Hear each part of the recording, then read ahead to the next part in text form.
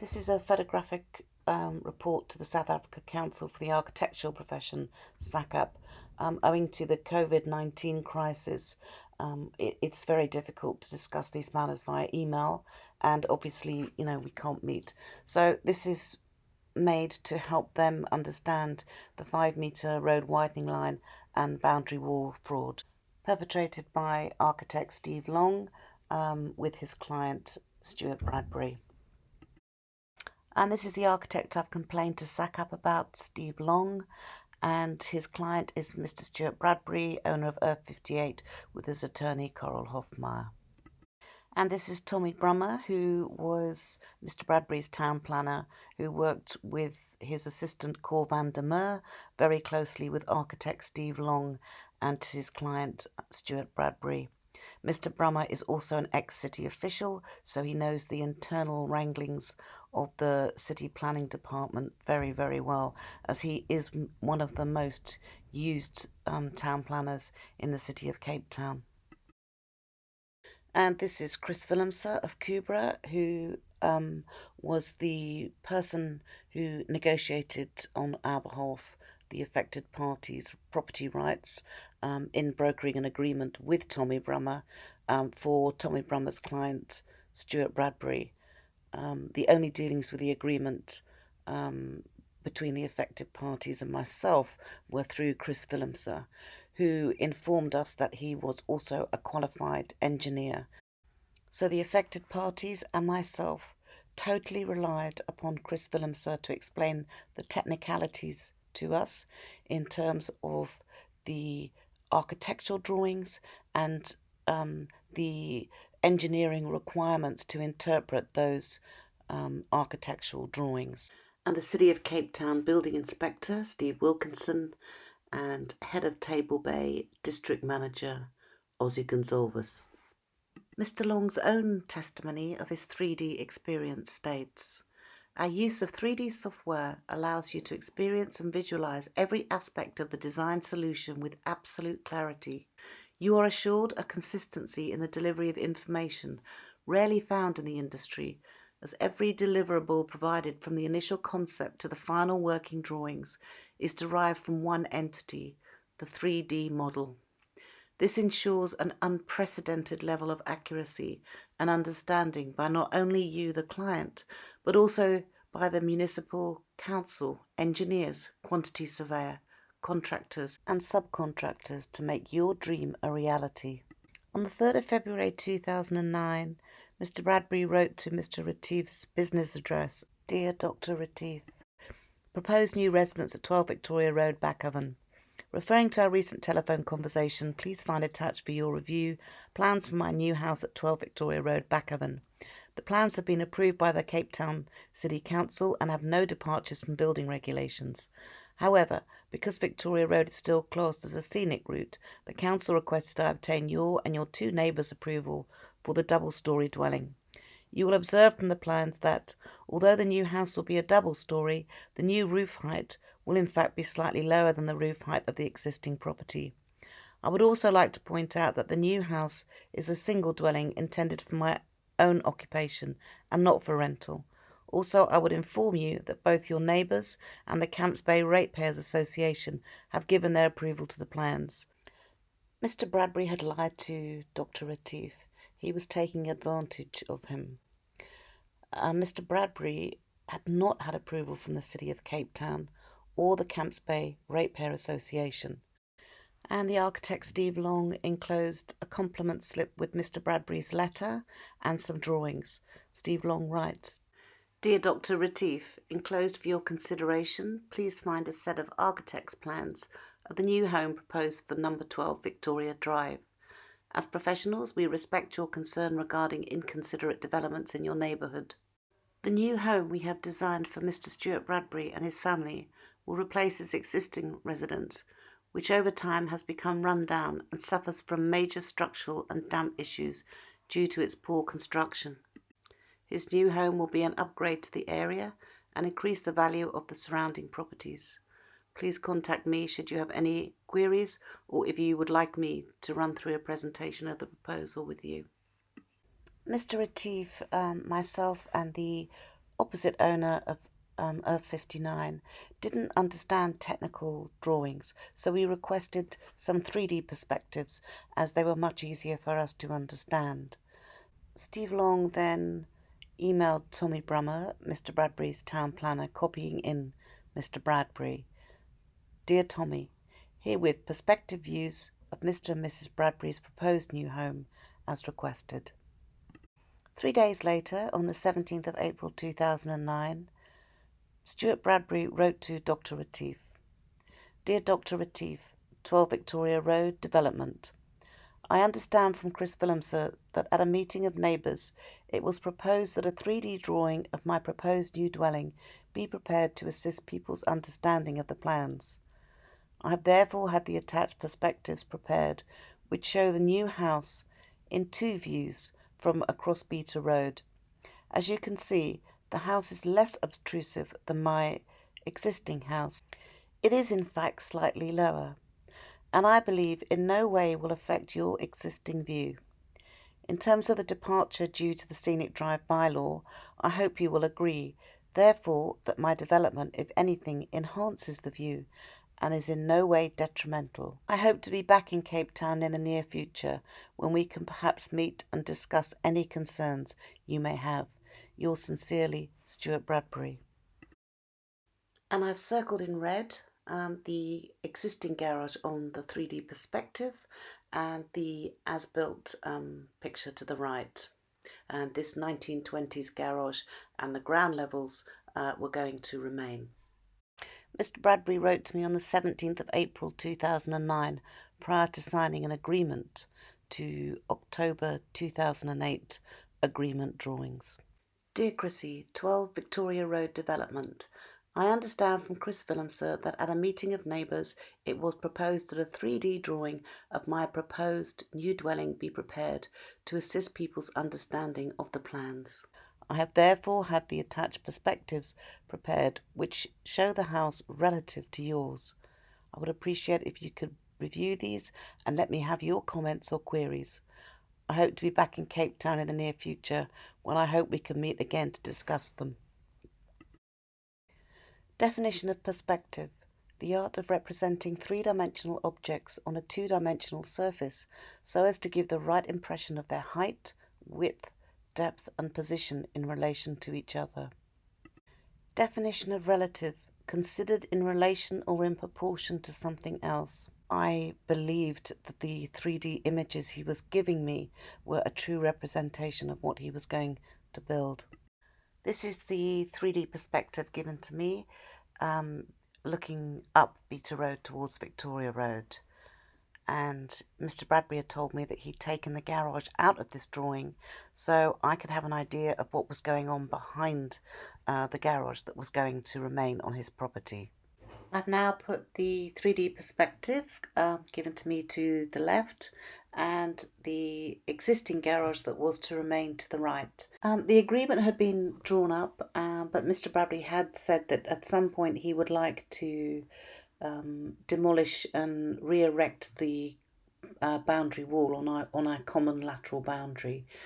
He said that he would do that when the development was finished, and what he was going to do was present me with a plan, and we would come to an agreement of where the boundary wall was, and I was completely fine with that. So we wrote in a clause 2.6.5, the applicant shall erect a security screen between Irvine 58 and 57.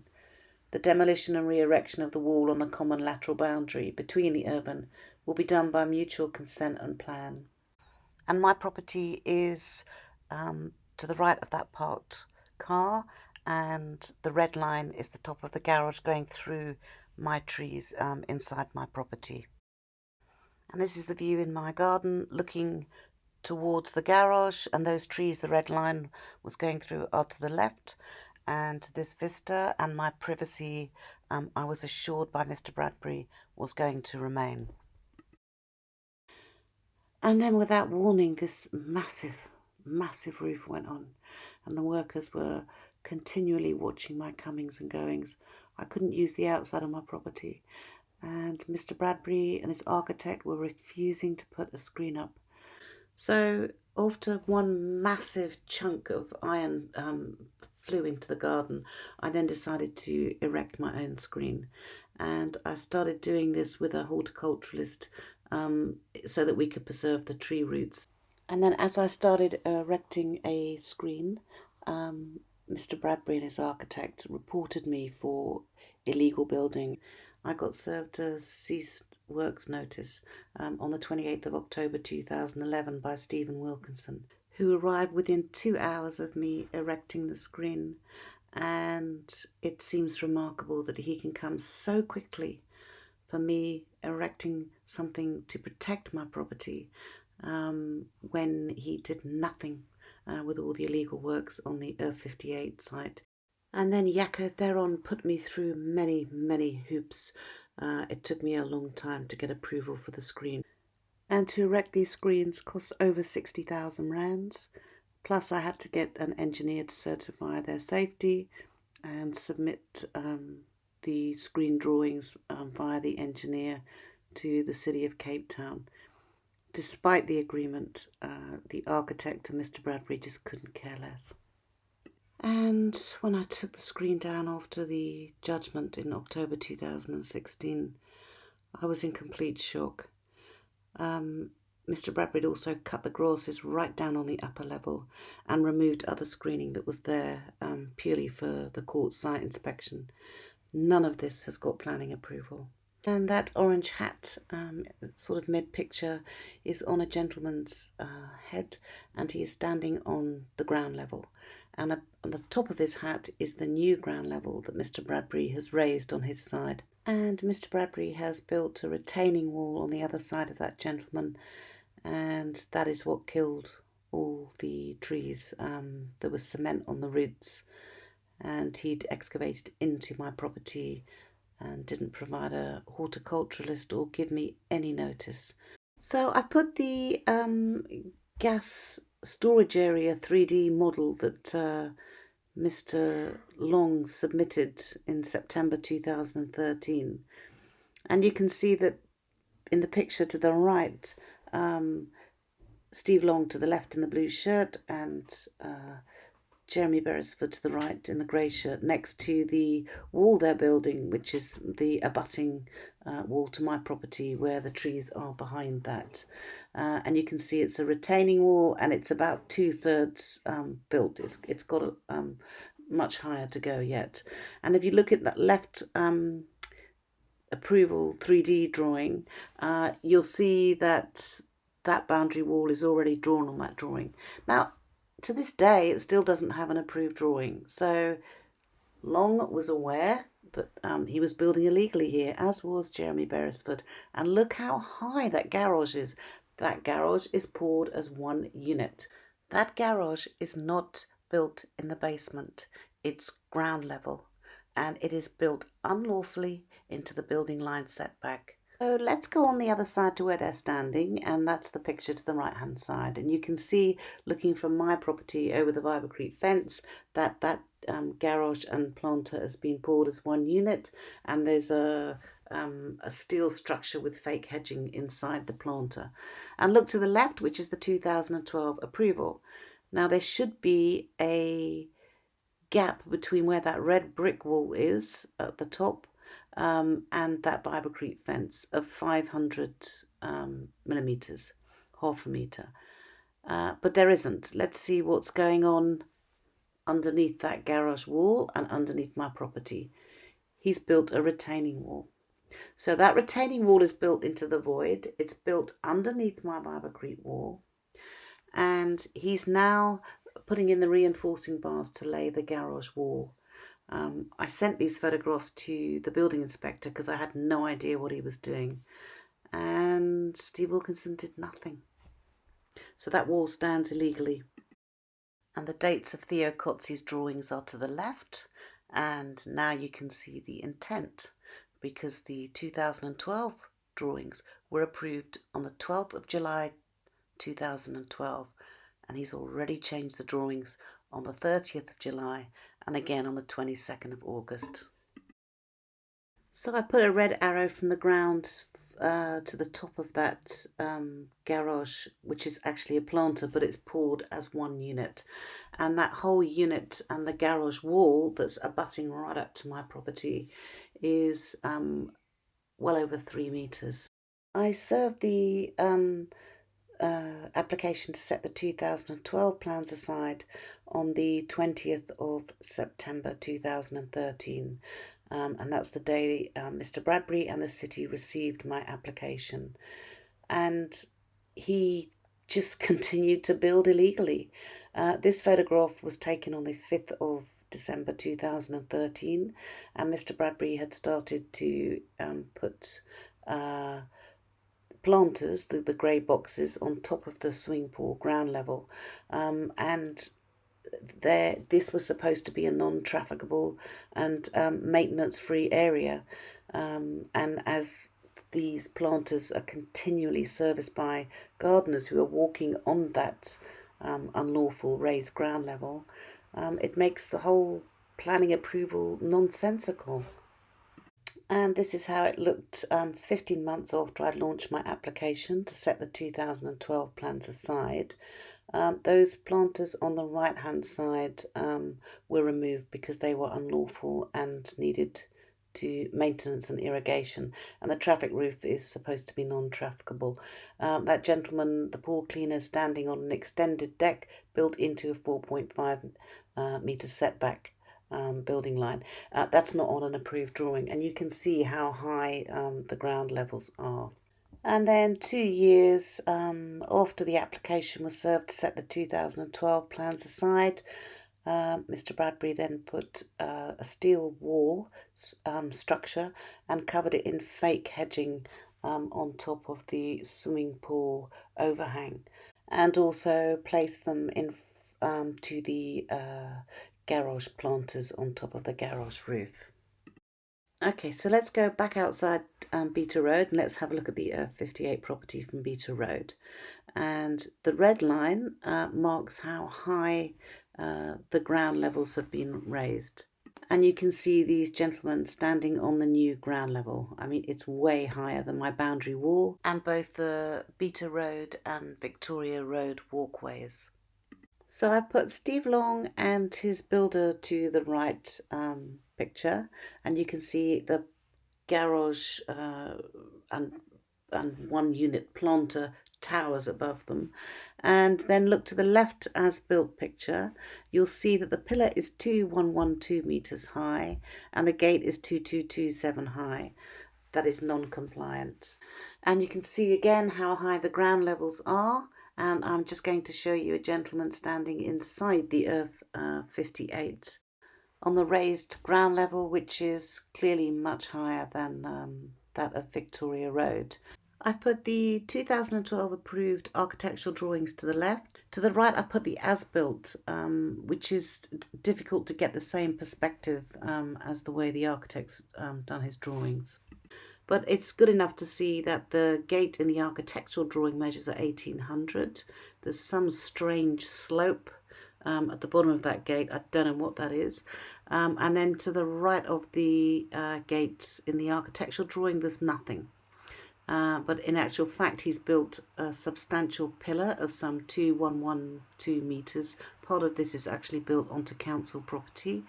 And behind that he's built the retaining wall that abuts my property. None of this had planning approval when I went to the High Court, yet Mr. Bradbury and his architect under oath states that he built to the approved 2012 drawings. He says they're 600 millimeters high planters, but the garage was poured as one unit and it's supposed to be filled with plastic plants. Here are two approved north elevation drawings. The 2012 is at the top and you'll see the existing boundary wall steps down Beta Road. And the 2013 approved drawing at the bottom, where there's now a black dotted line drawn in Koki pen, which could have been put on at any time. The top 2012 approval states outline of existing boundary wall. And then the architect and Mr. Bradbury demolished this wall, and on the 2013 approval, months after it had been rebuilt, he states again, existing boundary wall. That's a fraud. So I put the 2013 plans to the left that were approved on the same day I signed my application to set the 2012 plans aside. I had no idea that this drawing had been approved. You'll see that it says on the 14th of April 2013, Mr. Bradbury was submitting drawings for a 600mm high built planter with plastic plants. There's nothing that suggests anything's changed on the Beta Road boundary. And to the right, in this as-built situation on the 16th of January 2013, months before this 14th of April 2013 application to build a planter on top of the garage roof, the planter's already there. It had in fact been built in 2012. These drawings are a fraud. It's clear these notations and a lot of the scratching outs have been done post my application to set the plans aside. This is a serious offence. You cannot deface a government document. And here is the building in April 2020. Mr. Bradbury destroyed my trees, my vista, my privacy, and has devalued my property. And as can clearly be seen in these images, the invasion of my privacy is very intrusive, and the height of the building and people looking down upon me is very, very intimidating. Mr. Bradbury's affidavit to the High Court. I deny that the 3D images were intended to misrepresent my true intentions and to mislead Phillips. The purpose of the 3D images was to allow Phillips a better sense of what the proposed dwelling would look like. When I compare those images with the finished building, I am struck by how well they conveyed what was going to be built. While I admit that there are differences between the agreement plans and my as-built dwelling, built in accordance with the 2012 approved plans, I deny that the differences prejudice Phillips. Indeed, I submit that the as-built dwelling is more favourable to Phillips' privacy than what would have been constructed in terms of the agreement plans. This is in fact what Mr. Bradbury built, and this is what he had the intention of building, but instead he misled myself and Mr. Retief. If he'd shown us drawings like this, or this 3D model, if I had seen this drawing and the previous 3D model drawing, I would never have signed the agreement. Mr. Bradbury misled me, and he misled an elderly Mr. Retief, who could not read technical drawings, and neither could I.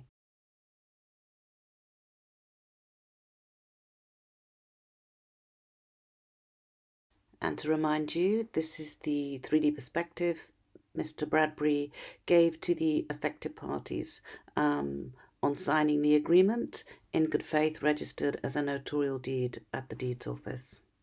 And there is a picture of the similar perspective taken by Google, and you'll see there's a lamppost to the left of the man walking on the Victoria Road pavement, where it's written Beta Road.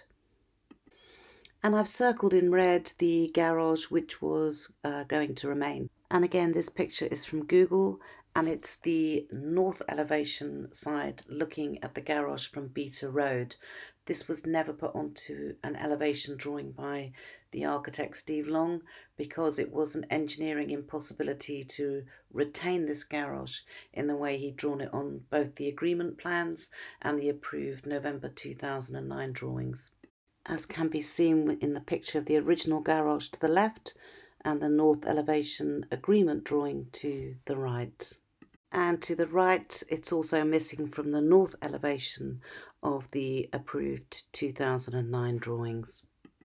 And back to the photograph of the garage that was existing on the property with the two boundary walls I've circled in red, and this is the Beta Road boundary wall, and my property is to the right. I've explained this in a previous film to SACAP, so I won't repeat myself here, as we're just discussing boundary walls in this film. I've put the agreement site plan that I signed and Mr. Retief signed to the right, and to the left I've put the existing garage which was going to remain, along with the two Beta Road garden boundary walls, which are circled in red on the as-built drawing and to the right on the site plan. And like the garage, these boundary walls were going to be retained. And I've put the agreement drawings that Mr. Retief and I signed, the basement to the left and the ground to the right. And I've circled in red those boundary walls, but you'll see there's no reference to the Beta Road or any measurements because we didn't know at the time, but this was only a sketch plan. And SACAP will have to ask Mr. Long to explain how he was going to retain this garage. Particularly when looking at the left drawing to the basement. Where are these boundary walls? Where is the retaining wall to the left of the basement drawing? As these ground levels are going to be higher than the garage wall, the original garage wall. Looking at the photographs of the as-built situation, this is clearly an engineering impossibility. And look at the left-hand drawing again, the architect's drawing of the existing garage. You'll see that there is another wall at the back of the garage, not Beta roadside, but behind the garage. And this was an existing wall that connected the garage to an existing basement garden. Now, this basement garden never actually existed and was a fabrication of the architect. But this is important here because this needed a height departure, and that's wasn't advertised to any of the affected parties, and this is what really affected my property. And here is the 2009 approved basement drawing, and the existing garage is still to the right. So in this approved drawing, the existing garage is still to remain. You can't see this, but on the other side of the drawing, there's a 5-metre road widening line, which means the building has now moved closer to my property. It's got higher, it's got longer. It's actually affected all the affected parties. But Mr. Bradbury and his town planner, Tommy Brummer, assisted by his architect, Steve Long, actually committed a fraud here. You can see the existing garage, and now that existing wall that was on the October agreement drawings has disappeared, and now there's a reinforced concrete basement garden, a retaining structure. There's still no boundary wall excavation, but this is not what I would have signed, and I would never have signed this drawing. And I put the approved 2009 basement drawing to the left and the approved ground drawing to the right. These walls still remain, and but now we've got levels of the pavement in front of the garage, which we'd never seen before. And you can see that it clearly says existing garden wall, which was to remain. And these existing boundary walls remain on the 2009 approved site plan, as does the word Beta Close, when in actual fact it's Beta Road. Sandra Huswick approved this drawing from Environment Management Heritage Resources on the 25th of the 11th, 2009. It was approved on the 21st of April 2010 by the BCO. I don't know who the BCO is, I can't read that signature, with the final sign-off from Jaco Theron, Head of Planning and Building Development Management. And as you can see by the stamp drawing, the 5-metre road widening line had already been taken into account in November 2009, which means that both the City of Cape Town and Mr. Bradbury have committed the crime of perjury, because they state the road widening line and the drawings had to be changed in 2010, which is not true. And we need to also investigate why this section of the footprint has been scratched out, erased, changed on a government document, which again is unlawful. So I put Jaco Theron and the BCO's approval stamp of the 21st of the 4th, 2010 to the left. Now let's look at the right photograph, which is from the engineer Theo Cozzi, who starts his drawings on the 17th of September 2010, months after this approval. And this foundation layout drawing was not drawn to a 2009 approval. There are no engineer drawings on record, no forms 1 to 4 for the 2009 approval.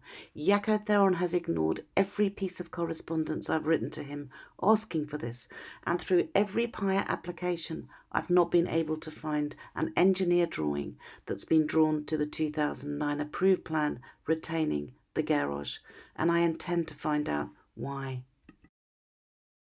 Mr. Bradbury also writes in his affidavit to the High Court, "It is correct that the agreement plans did not depict a swimming pool. There was a pool on my property, and it had always been my intention to either to retain the pool or to rebuild a pool in more or less the same position." And Mr. Bradbury also didn't put a pool on the 2009 drawings that were approved in April 2010. And here is a photograph, an aerial shot taken from the city GIS, and you will see that the garage, a three-quarter shot, and the swimming pool is below the doorway of the garage. So basically, Mr. Bradbury's saying he would have put a swimming pool in the same position, more or less, as the swimming pool that's there already. And you can clearly see it's in the ground and it's actually below the level of the Beta Road footway. So now have a look at the garage, the approved November 2009 drawing to the right, where it says existing garage. You'll see that the garage door on the Beta Road side has been drawn on the drawing. But have a look at the left-hand picture and you'll see that the garage is in actual fact another dwelling. It wasn't ever a garage, and you'll see there's a doorway and 2 windows. But if you go back to the plan, you'll see those windows and the doorway, they don't exist on that drawing, which is again another misrepresentation. And the fact that there's no elevation means that the architect was committing fraud with the intention to deceive. And here is the 3D model, the perspective that was given to us by Mr. Bradbury and his architect. And if you look at the lamppost there, you'll now see that Mr. Bradbury's standing there, and it looks like he's taking a photograph. And in front of Mr. Bradbury, you'll see the garage to the right, the 2 trees, and there's a white boundary wall with some trees inside that boundary wall. And now let's go back just to remind ourselves of the aerial shot. You'll see the swimming pool is built into the ground underneath the, the Beta Road boundary wall there. And the garage is very much on what we thought, or what we understood the ground level to be. So I've now placed the Google picture at the top, and this is as the development was before Mr. Bradbury developed, and at the bottom I put his 3D model or 3D perspective that he gave to the neighbours, and this is what he said that he was going to build, and we signed the agreement in good faith. Now at the top picture I've circled the original garage, and you'll see it's much higher than it's depicted in the 3D model below. And also look at the boundary wall that goes from left to right. So look at the one in the bottom. You'll see it's completely white and it's very lengthy step downs.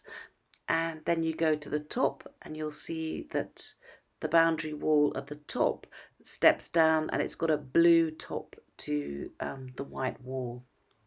And then note the trees. There are 3 trees and 3 or 4 shrubs.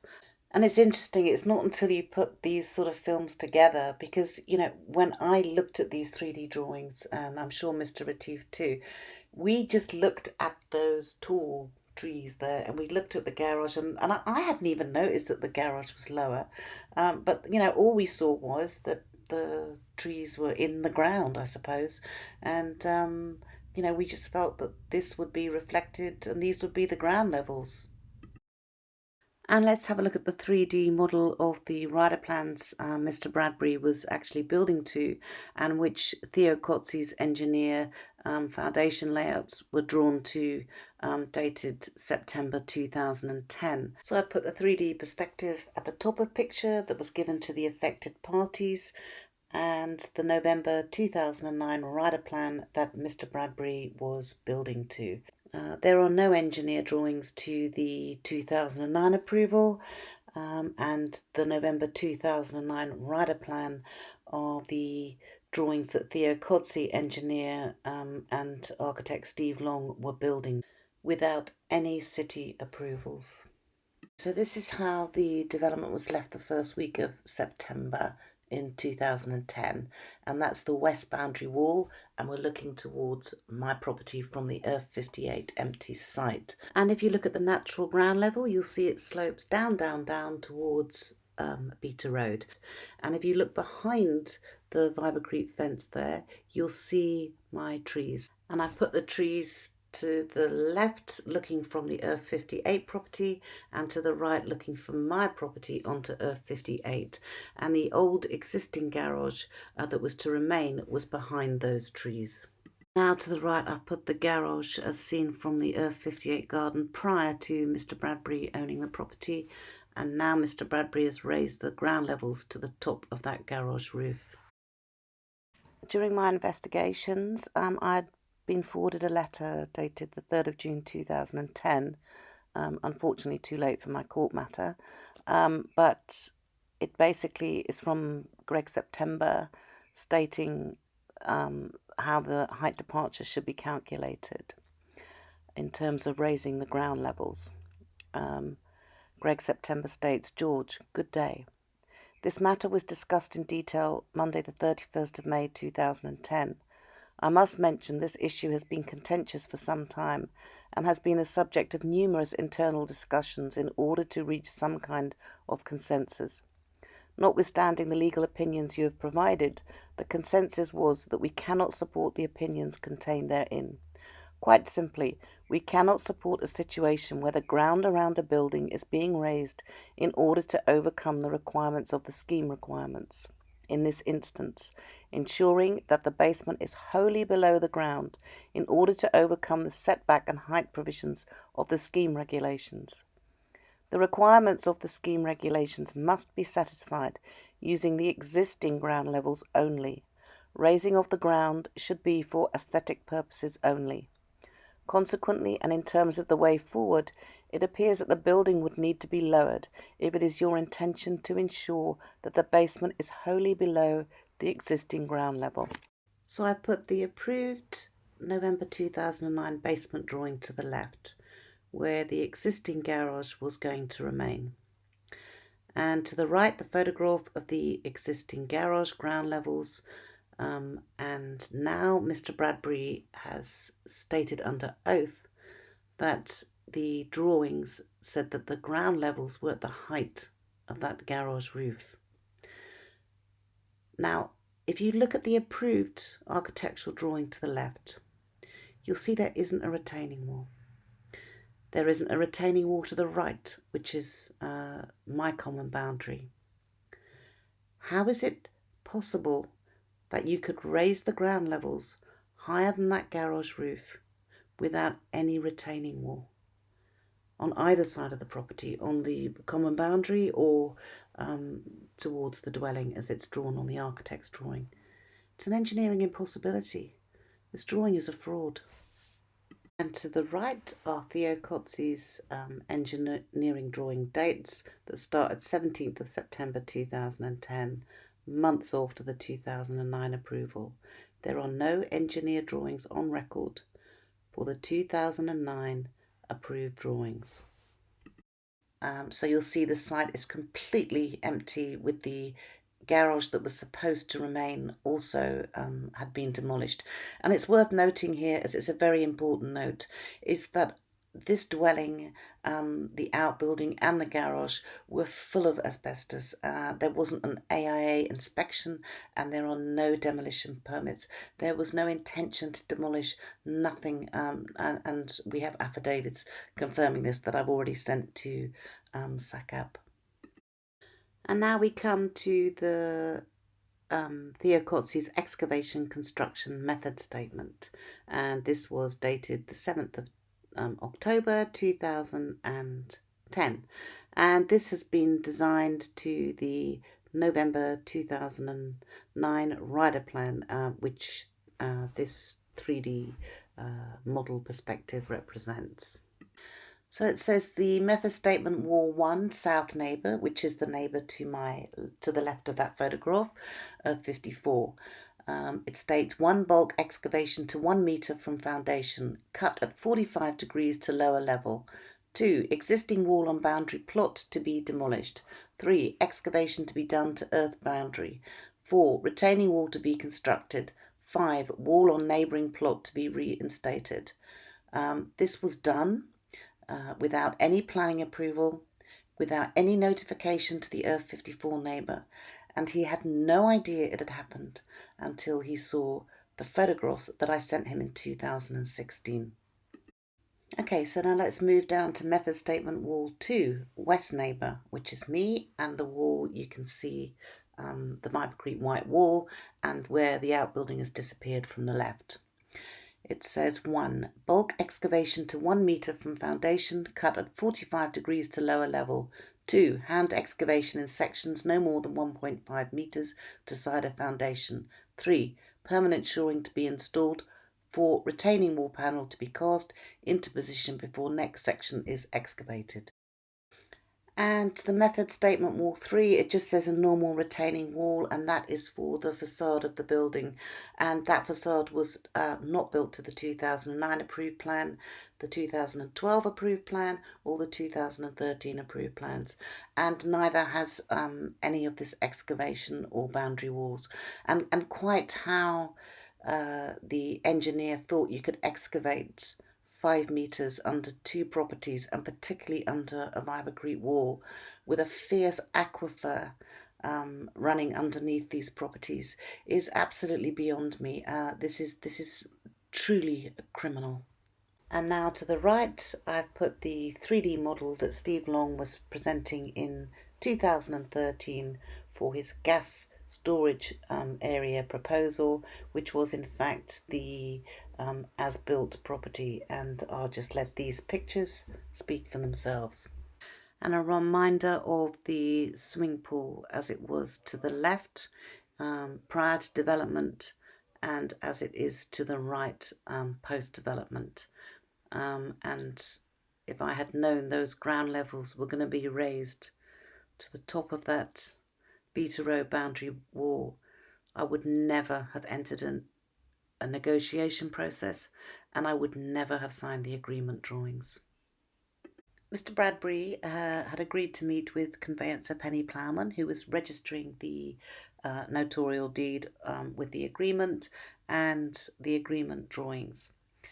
Unknown to us and Penny Plowman, he had actually got a different plan approved, which was November 2009, approved in 2010, and instead of building to the approved plans, he was in fact submitting another rider plan, a November 2009 rider plan, which he was building to. And this time he was submitting a swimming pool, and to the left is the picture of the rider plan swimming pool, and to the right is the excavation method statement the engineer had already drawn in October 2010, building unlawfully, and one has to question why he didn't submit this swimming pool in September 2010 instead of building it illegally. So the November 2009 rider plan was being submitted on the 5th of the 1st 2011, and it says rider plans of an existing dwelling. There was no existing dwelling, so that's not true. Area of new work 30 square metres, we don't know what that is. The area of carport not applicable, and 35 square metres of pool. Well, we can see that on the excavation method statement. It's a wraparound pool, but interestingly it says length of boundary wall not applicable. But he's already excavated 5 metres underneath the Earth 54 boundary wall and demolished the boundary wall of Beta Road, or half of it, And he'd also demolished the west side outbuilding wall, which was my property.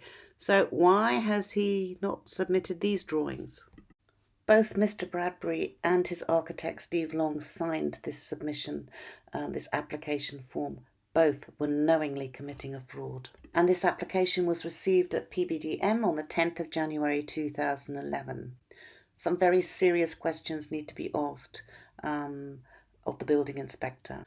On the 9th of February 2011, Zena Brandreth, who was the personal assistant to Mr. Bradbury, wrote to Penny Plowman, "Dear Penny, please find attached the signed initial documents as requested.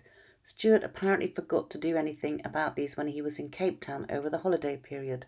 I shall post the originals to you on Friday by registered mail. Please come back to me should you require any further information. Kind regards, Zena." And confirmed this in a telephone call with her also on the 9th of February 2011. And on the 11th of February, I had sent Chris Fillamser this to ask what was going on. It wasn't my property, it was the Earth 54. And as Earth 54 hadn't said anything, I didn't know at the time. He had no idea this was going on underneath his garage. Nothing looked like we remembered from the drawings or the 3D drawings. I sent this photograph to City Roads, to City Building Inspectorate, to the Department of Labour, saying that it was dangerous and that we couldn't use the pavements, but nobody did anything. I sent this photograph saying that I could get into the site. I sent a video of me walking around the site because there was no security. This was not built to an approved plan. Nobody did anything. 2 weeks later, the dwelling had got to this point. I didn't realise that that gentleman was standing on the ground floor. I had no idea. To the right is still the garden wall that was going to attach the old garage, but the garage had gone. I couldn't believe that Chris Fillamser did not have the signed plans or a copy of them. It was just crazy. We just had no idea what was being built. So we met at my house with Steve Long, and you can see here on the 25th of February 2011, he brought us drawings, he didn't bring us the approved plans, and he made us believe they were agreement drawings. And he refused to leave a copy and was very aggressive at the meeting. At the meeting, he accused Chris Fillamser of blackmailing Mr. Bradbury into signing the agreement and the October 2008 agreement drawings. So Chris Fillamser wrote and put Mr. Bradbury to terms on that aspect, and Mr. Bradbury replied on the 28th of February 2011. I do wish to state quite categorically that I have never declared to anyone that I was blackmailed into signing the agreement between myself, Kubra, Miss Phillips and Mr. Retief. If Steve Long used that phrase, it is his interpretation of the issue and not mine. He then went on to say, my reasons for engaging professional legal advice is due entirely to Mr. Varkel's legal letters addressed to my builder and project manager, in which he threatens legal action regarding my west boundary wall. Having signed the agreement, I have every intention of honouring it in every way possible, and I have said this to you personally on several occasions, and have instructed both Steve Long and the builder to do the same. And this is Mr. Bradbury's illegal works at the 9th of March 2011. It's viewed from the top of my balcony, upper balcony wall, across his upper floor. And you'll see straight in front of you is Earth 87, who is the most affected out of the three. Earth 88 to the left, which is Mr. Honickman's property, and Earth 86, which was at this point in the process of being sold. Mr. Honickman hadn't laid one complaint about the illegal building works, despite signing a no objection letter to the scenic drive, of which clearly Mr. Bradbury was breaching. Again, I need the SACAP to investigate this person. He cannot be on a board and looking at the conduct of another architect when he's no better than the architect he's investigating. Really serious questions need to be asked. I cannot repeat this enough.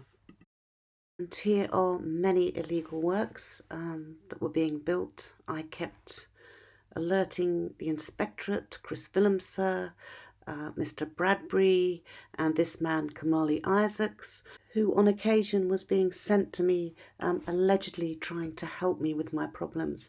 But in fact, he was manipulative and he was abusing my trust of him when in fact he was assisting Mr. Bradbury's fraudulent building activities. What Mr. Isaacs did to me and the neighbours was very wrong. I'm going to read you an extract from Barry Farber, who was at that time Mr. Bradbury's attorney. The first one is a bullet point 7, dated the 24th of March 2011. Our client has obtained approved building plans for the erection of the structure proposed to be erected on his property, and the work on the property is proceeding in terms of such approved plans. Barry Farber to Barry Varkle on the 28th of March 2011, another bullet point 7. We record that our client has obtained approved building plans from the relevant authority for the erection of the structure proposed to be erected on his property, and the work on the property is proceeding in terms of such approved plans. And unbelievably, Mr. Bradbury wrote under oath, and if only he'd said this to us at the time, things would have been very different. But anyway, his paragraph 66 under oath to the High Court. Furthermore, because both features complied with the old zoning scheme regulations, Long was of the view that their approval via rider plans would simply be a formality. Long was under considerable work pressure at this point. He did not submit rider plans to regularise the changes, although I had instructed him to do so, and despite the fact that the construction had already commenced. I mean, how can you deal with people who lie like this? 2 days later, this roof slab went on, and this is the upper floor, and you'll see Steve Wilkinson, the building inspector, to the right, Jeremy Beresford to the left. The date this photograph was taken is not on the building inspector's record of visits to the Earth 58. I then met with an arbitrator, Jonathan Mitchell, who suggested I got a land surveyor. So we were still requesting drawings from Mr. Bradbury and Steve Long, but they were refusing to give us approved drawings. And unbelievably, at the very same time, Mr. Bradbury was dealing with the conveyancer, Penny Plowman, registering a notarial title deed for the agreement drawings. So he was very, very devious, as was his architect, because we had no idea any of this was going on. This huge slab, this huge roof slab that had been poured, and many other things that were already standing illegally on the site were not on this approved 2009 drawing. The building inspector issued a cease works order after I had employed a land surveyor. Until I received the Rule 53 record, I had no idea that Steve Wilkinson had only put a cease works order on the roof. Now, this photograph was taken on the 12th of April 2011, and we're looking at Earth 54 boundary. Why did the building inspector not notice the huge hole where Mr. Bradbury had been digging underneath the Earth 54? These photographs were taken with the building inspector. My land surveyor went with the building inspector. These red arrows, look at them. They're all pointing to illegal works. Plus the wall had moved out on the top. Anyway, there was a lot of illegal building stuff, but this is just affecting my property. Why did the building inspector only put a cease works order on the roof? And why was I doing the building inspector's job? Why couldn't he see the illegalities? On the 19th of April 2011, Mr. Bradbury's bank, the Standard Bank, wrote to conveyancer Penny Plowman, who was registering the agreement drawings as a pradial servitude. He states, "Dear Sir, Madam, duly signed consent to insertion of conditions 3.1 clauses 2.1 to 2.5 will be registered as a notarial deed of pradial servitude. Mr. Bradbury was not only building illegally, he was not only submitting rider plans to an approved plan that nobody had seen, and certainly not conveyancer Penny Plowman, but he was registering the agreement drawings that we'd signed in good faith. Now, if that's not fraud, someone tell me what is, Mr. Bradbury knew exactly what he was doing.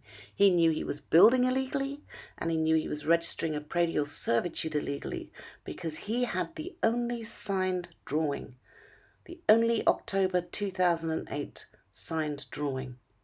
And that's how he was able to commit his fraud. Conveyancer Penny Plowman registering the notarial deed to the October 2008 agreement plans writes to Chris Willemser at 8:27 in the morning. Dear Chris, the above matter refers. The plans are not attached to the copy of the agreement. We do not have an original signed agreement. We also do not have the plans. We are ready to lodge. Now, Chris Willemser had received the money for preparing the agreement, and he was supposed to give the agreement to Penny Plowman. He chose Penny Plowman Conveyancer, not Mr. Bradbury. It was actually in the agreement. So why did Chris Willemser of the Cobra, who we had all our property rights and our trust in signing this agreement, why had he not given the agreement and a copy of the plans to Penny Plowman? This is very negligent. Chris Willemser wrote to Steve Long on the 13th of April 2011. And this was written at 16:26, which was sometime after Penny Plowman's email to him stating that she didn't have the drawings. Hi Steve, given that the roof slab has now been cast, and as requested some time back, please could you supply a copy of the agreement plans, suitably endorsed by your land surveyor, confirming that levels and dimensions are in accordance with the agreed plans. All of this in terms of 2.2 of the main agreement. Please advise when Kubra can expect same, as this item is now urgent. Chris Willemser writes to Mr. Bradbury.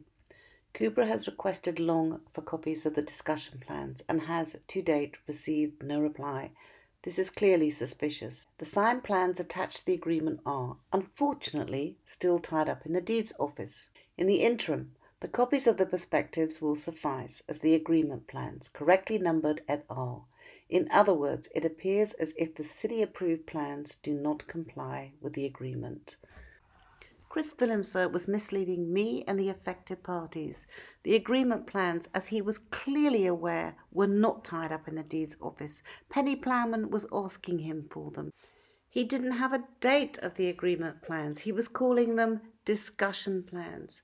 So consequently, Penny Plowman ultimately registered an agreement without the date of the drawings because Chris Willemser didn't give them to her, and Stuart Bradbury and his architect refused to give her the copies of the plans. We were like lambs to the slaughter. Really, what Chris Willemser did was as wrong as what Mr. Bradbury was doing, and that's why ratepayer associations cannot be in control of people's property rights. So now I just had it. I just wanted the west wall repaired where the old outbuilding that has stood for decades had formed a common boundary wall. So I instructed my attorney Barry Varkle to put Mr. Bradbury to terms, which my attorney Barry Varkle did.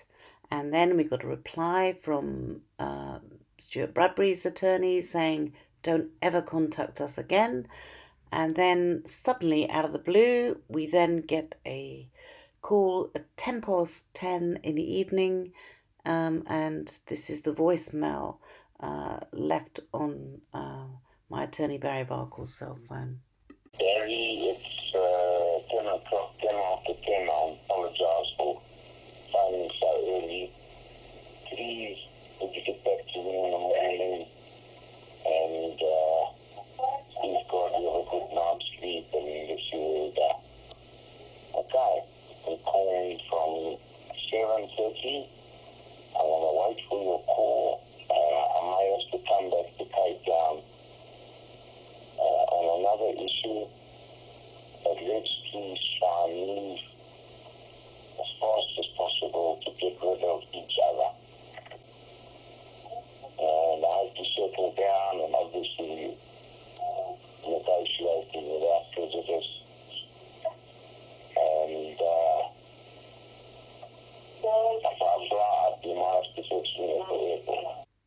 How do you deal with people like that? Totally impossible. But anyway, let's go back to uh, the building as it was in February 2011. So I put the north elevation to the left of picture of the agreement drawings that we signed and the as-built situation as it was in February 2011. As you can see in the February 2011 photograph to the right, this clearly wasn't being built to the agreement elevation or to the November 2009 approved north elevation. So if you look at the north elevation, you'll see it's quite detailed on the top two levels. The basement level, there's nothing there. And that right hand as built February 2011 is actually the basement level. So you can see where he's now preparing for the swimming pool, and the boundary wall has been knocked down, which is now the basement level.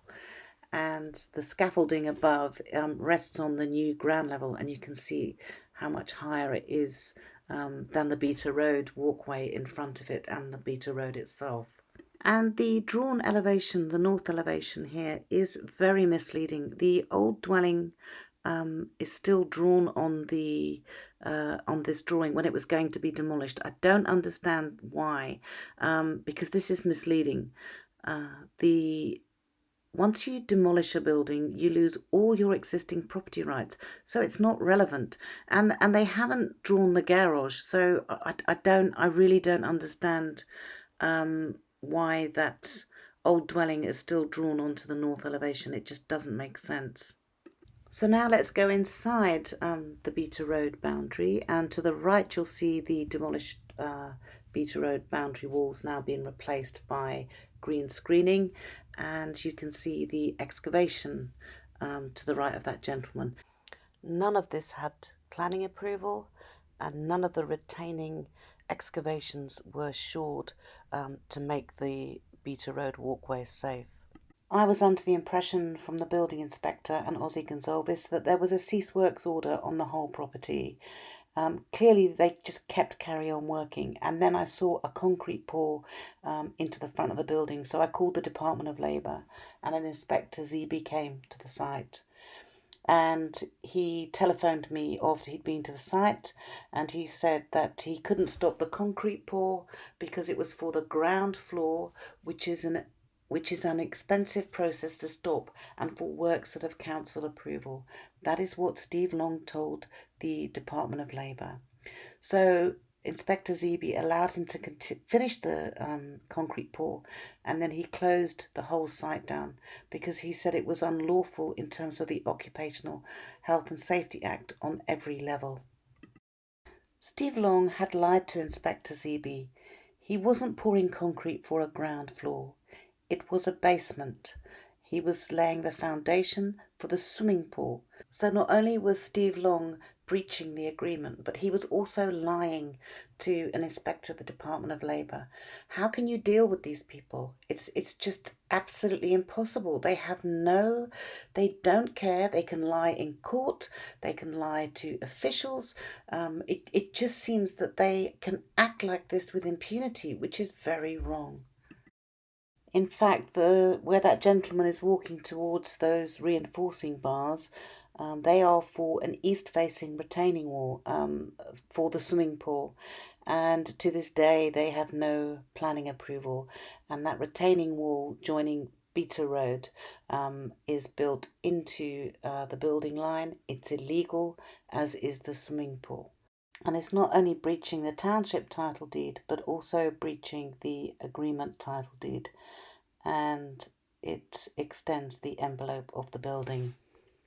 And this is the view on the 22nd of April 2011, looking from the north up towards Earth 54. My property is on the right hand side. And remember this picture, the 3D perspective allegedly of the agreement drawings that we all signed. Let's zoom in and have a look. And let's look behind the lamppost, and you'll see the upper floor setback, and there to the right of the lamppost there seems to be a roof coming out with some columns going down. Now the basement is underneath, obviously, the ground floor. So let's have a look at what's built. And remember, this is the basement as built picture to the left, and this is the ground to the right. Now, the agreement ground drawing was allegedly drawn before the architect was aware of the setback, and he claims he had to change the whole building because of the 5 meter setback, which is really a red herring. It's not true. Look to the left picture, he's already changing the courtyard, the basement garden, because he told us this basement garden existed. Well, clearly you can see in this excavation alone, the agreement courtyard never existed. And look to the right of that as-built basement photograph. The vibrecrete wall, the foundations are underneath that green shading cloth. How is he going to do it? So I've put to the left the excavation method statement, so you can see Mr. Bradbury is building a pool, and it's a wraparound pool that goes around to the west side, which is opposite my property. And to the right you can see the rider plan typical pool section that was submitted to the city on the 5th of January 2011. So it's 3 months before he had built or started to build the swimming pool. And now let's go to where it says the existing vibrecrete wall, which is my property. So the as-built at 22nd of April, when Mr. Bradbury had misled Inspector ZB because he was building a swimming pool and it was a basement and not a ground level. And to the right, he had already submitted, whilst registering a notarial title deed for the agreement drawings, a 5th of January application. And here, without telling me, he is going to replace the existing vibrecrete boundary wall to be rebuilt to engineer's detail. I've never seen an engineer drawing. And we had an agreement, and the clause said this would be built by mutual consent and plan. Never saw it. And he would have to retain and excavate underneath my property to build this drawing. I put the 2009 approved section AA to the left, which is what he should have been building to, and to the right I put the rider plan section AA that was being submitted in January 2011. And let's first of all notice that the original dwelling that he's drawn outlined in red is now missing from the right-hand rider plan drawing. The existing boundary wall seems to be the same height. The only problem is that the existing boundary wall is drawn as a reinforced concrete when it is in fact a vibrecrete fence. The master bedroom, it's now been changed. To the right there's now an eave that's coming out, and the windows got higher, and then we go to the top floor and you see that it's moved forward, much further forward to my property, and you'll see there's another eave beam that's been drawn in green. And now let's go to the west elevation. I've put the approved 2009 at the top and the November 2009 rider plans that Mr. Bradbury was unlawfully building to. So let's look at the top picture, which is the approved 2009 drawing, and the old dwelling has been drawn on this 2009 approval, but it hasn't been drawn on the rider plan. The first thing you'll notice when comparing these two drawings is the infinite amount of detail on the rider plan below that is missing from the top plan. And I believe that that top plan is a sketch plan. I do not believe it was a formal application.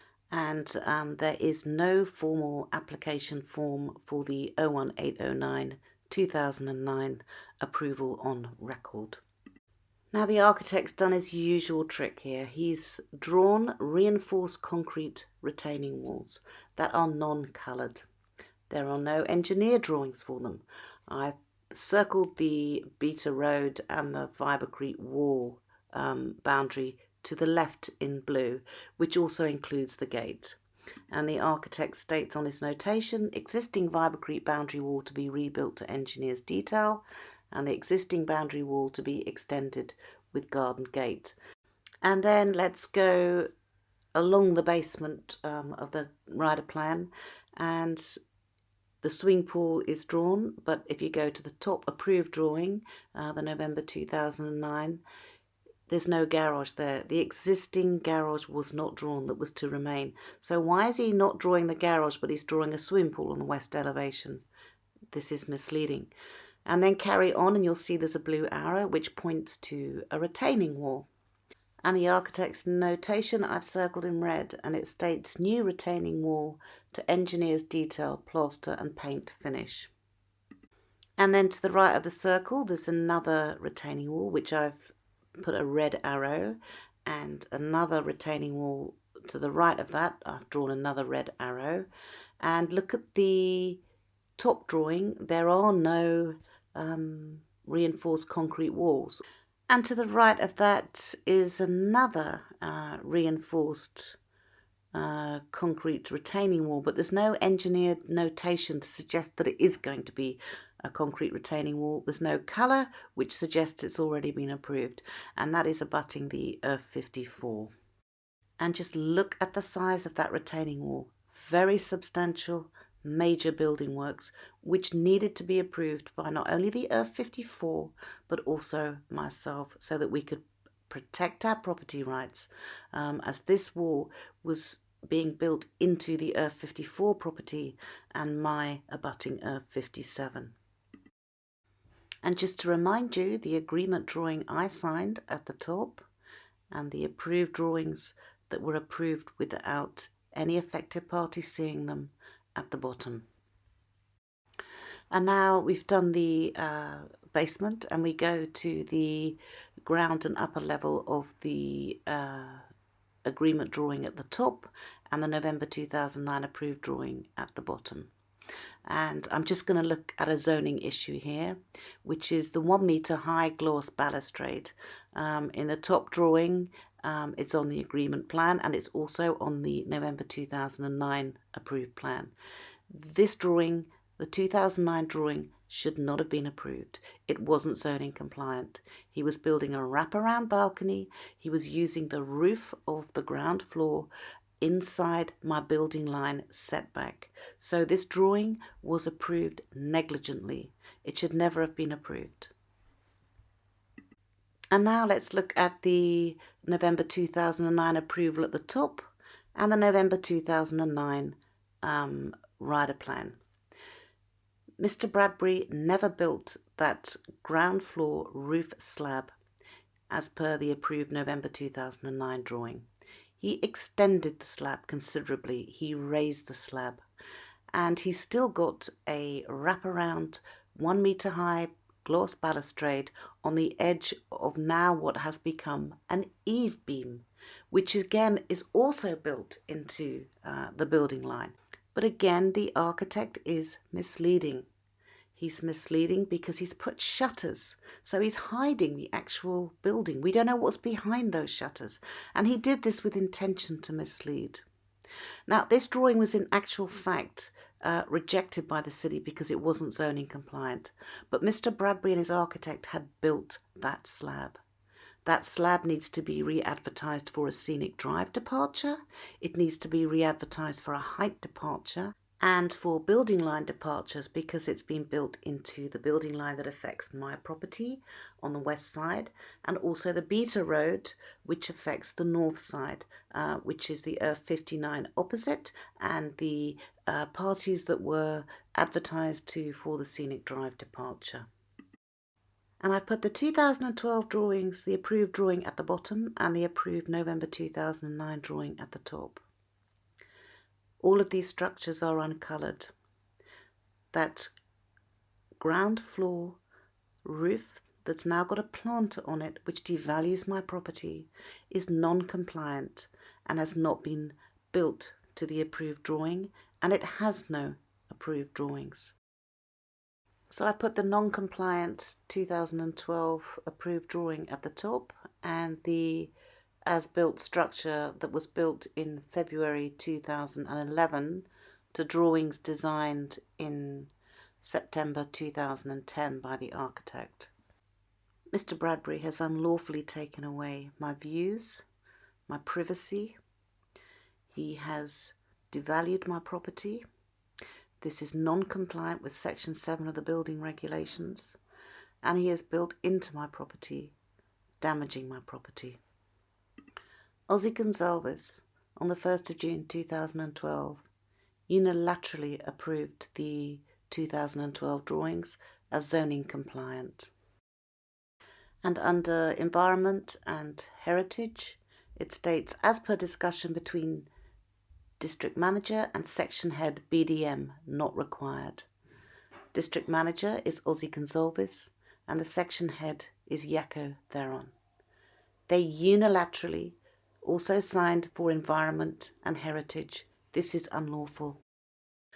So Ozzy Gonzalez not only manipulated my faith in him, but he also helped Mr. Bradbury and his architect perpetrate a premeditated fraud.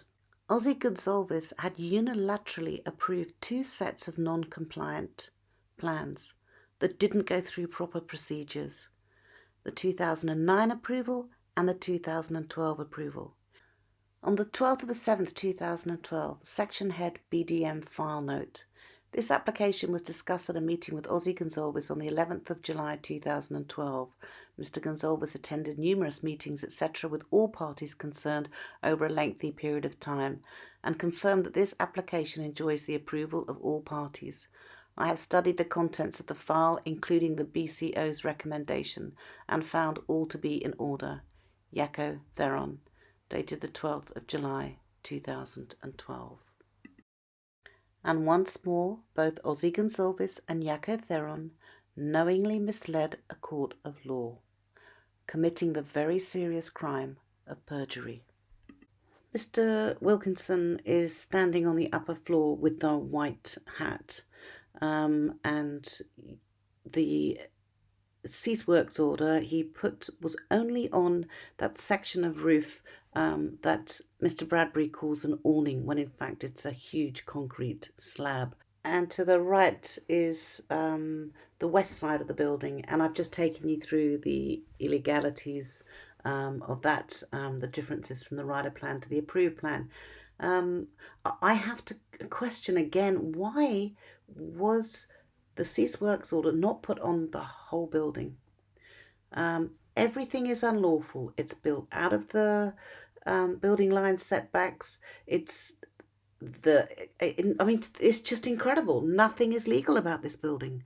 Why did he do nothing?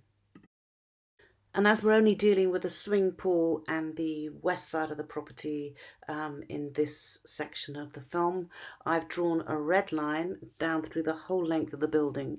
And that is how much square meterage of real estate Mr. Bradbury got through fraud. Millions of worth of real estate to the detriment of mine. Myself and Kubra had laid a complaint against Steve Long, and on the 2nd of October 2011, sometime after the complaint, Steve Long deemed to answer the Cape Institute for Architecture. I didn't know at this time that the chairman of a conduct inquiry was Richard Honickman. He owned of 88. And here is Richard Honickman's property, and it's viewed from my property across the Stuart Bradbury property upper floor. There's actually 4 floors to this Richard Honickman development, and one has to question, why was he not outraged? Why did he not report any of the illegalities of the Bradbury property? Possibly it's because he doesn't care. It's just a development. He's just in it to make money. We don't know. But one thing I do know is that he should have recused himself. And I really need SACAP to investigate this. And I also want them to investigate. I want all the AIA reports on this original building that Mr. Honickman demolished, because that building he demolished was full of asbestos, and I didn't see one AIA on that building, and it certainly wasn't demolished with an AIA inspectorate authority, because if it was, then there are further questions that I need to ask. If he had acted and the Cape Institute of Architecture had acted and actually brought this architect a book, he would not have been able to complete the building. And he should have actually, explained himself. And why they are withholding the report, I don't know. But anyway, this is what Steve Long wrote to Asa Gordon of Cape Institute for Architecture. And remember that in February 2011, Steve Long had accused Chris Willemse of blackmailing his client, Stuart Bradbury, into signing the agreement and the agreement drawings, which Stuart Bradbury himself categorically denied. We take exception to the allegations that our firm knowingly produced drawings which were in contravention of the zoning scheme regulations. Herewith a brief account of events which have led to the issues the Kubra and Miss Phillips have manipulated to discredit our good name. Shortly after our client was coerced into signing the Kubra agreement, they gave their consent to the approval of the scenic drive departure. Our town planner Tommy Brummer then requested the municipality consider and approve the plans for Mr. Bradbury's new home. And he completes his letter. We are currently continuing with construction to complete Mr. Bradbury's new home with the full support and sanction of the municipality and the building inspector, Mr. Steve Wilkinson, as per the approved plans. Copy of the reply to the architects and ours, Chris, the ratepayers. There were just some things, like we just wanted to know who coerced you into signing the agreement with the residents, because I don't remember anyone being coerced. Is it something that Tommy Brummer did to you, or is it something we forced you? Because I've got a diary of how everything happened, okay? And I will tell you. I think as far as that, I mean, that's written correspondence. Let's keep it as written correspondence. But you've also accused Juliet Leslie of being frightened of Kubra, which could not... Let's bring those issues up in writing and address them to myself and to the attorney, and we'll respond accordingly. I did bring these issues up with Mr. Long and his attorney, Mr. Hofmeier, but they never answered them. At the time Steve Long was writing the letter to the Cape Institute of Architecture, Stuart Bradbury had hired another attorney, Coral Hofmeier. After our court judgment in October 2016, I laid a formal complaint about Coral Hofmeier's conduct to the Cape Law Society. Paragraph 9, Hofmeier's statement to the Law Society. When it became clear that Phillips was going to do everything in her power to frustrate the approval of rider plans to regularise the unlawful building work, Bradbury instructed Long to consult our firm. So Bradbury's new attorney, Coral Hofmeier, was consulting with Steve Long. At the time, Steve Long had written this letter to Asa Gordon of the Cape Institute for Architecture. Steve Long had never used words like coerce or under duress or any of these sort of words. He just used blackmail. He used pretty basic language. And Coral Hofmeier, being an attorney, the language changed, not just for Steve Long, but also for Stuart Bradbury. Hofmeier's paragraph 8.6. Bradbury did not want to sign the draft agreement that was presented to him, but he realised that if he did not sign the agreement, Phillips and the Kubra and possibly some of the other neighbours would do anything in their power to obstruct the approval of the departures and building plans. He therefore signed the agreement, although it was the last thing he wanted to do. Attached to the agreement was a set of plans, the agreement plans, according to which Bradbury undertook to build. Whilst Bradbury signed against his will, he accepted that he was not physically coerced into doing so, and that he had little prospects of success with a civil action aimed at annulling the agreement on account of undue duress. He nevertheless maintains that the practice of putting a property owner before a choice of either signing an agreement with unreasonably onerous conditions or of having his build placed on hold by frivolous objections for years is a reprehensible one. What is more disappointing is that at a meeting when you sat over here, we said we've got to sort out this thing holistically. You agreed to that. Well, you clearly have no intention of doing that, because your letters are saying basically, why don't you go screw yourself? And if we have misread your letters, then speak now. Chris, I sat there and I said I want to settle it holistically. The context in which I said that is that at the meeting, at our SACAP meeting at Campsburg, I said, you said that you want to settle it and you want money for that. And you mentioned, you didn't mention an amount, you referred to your previous letter when you asked for 350 odd, and you said that wasn't even enough. And I said at that meeting, no chance. That's not a settlement. When I sat there, it wasn't in that context that I said it. I mean, if you come with these claims that the ratepayers claim compensation or damages in terms of a document where they appoint themselves as mediator, I mean, it's just ridiculous. And all of these obviously is going to be canvassed in court as well. Mm-hmm. Absolutely. First of all, I can't read the innuendo or the convictions or whatever you have off your face sitting here. I expect at the meeting it gets spelt out. Clearly that hasn't happened. We're not claiming damages, we're claiming a penalty. But you can't claim a penalty. Okay. Well, then I'm afraid your client should not have signed that agreement if he has this feeling now. Who's blackmailed into the thing? Chris. Sorry, have we got that? Yes, we Right.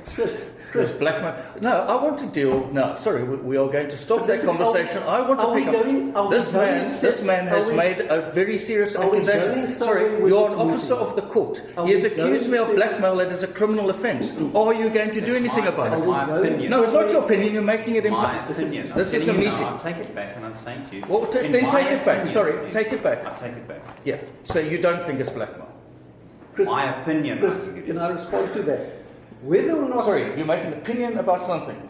Chris, The newspapers have been full about what is actual and factual. You can't Steve, for a scenic drive departure. Steve. No, you didn't. You came from a flight just, departure. Please, everyone, just stop. Just tell us, where is this meeting going? If we have a mutual goal that we can achieve, we can continue with it. But if not, I mean, as you said, to rattle sables, it's not going to take us anywhere. So, in other words, what you're saying to me, your client signs an agreement into which we are sort of led to believe is a blackmail. He then proceeds to build illegally, fraudulently.